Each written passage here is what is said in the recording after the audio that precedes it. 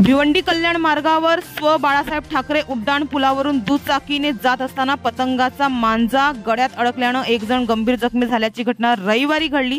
चालकाच्या डोक्यावर मात्र हेल्मेट असल्याने मोठी दुर्घटना टळली आहे। महेंद्र रवींद्र पाटील वय वर्ष 31 असे या जखमीचे नाव आहे।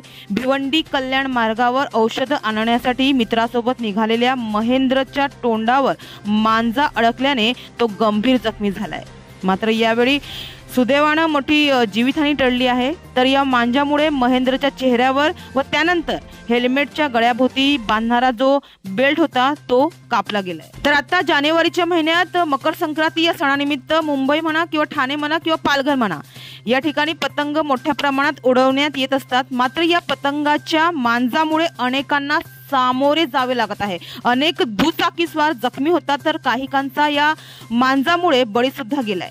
नायलॉन मांजाने पतंग उडवण्याचा शौक अनेकांच्या जीवावर बेतत आहे। कटलेला पतंग दुचाकी चालकांसाठी जीवघेणा ठरत आहे। तर पशु पक्ष्यांनाही नायलॉन मांजाचा फटका बसत असून जिथे माणूसच सुरक्षित नाही तिथे या पशु पक्ष्यांच्या जखमी होण्याशी कुणाला घेणे आहे अशी चर्चा मात्र होत आहे।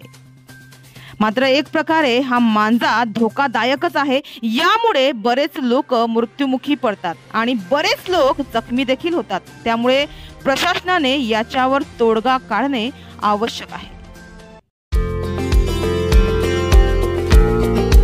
हमारे चैनल को अभी सब्सक्राइब करें और बेल आइकन दबाना न भूलें। धन्यवाद।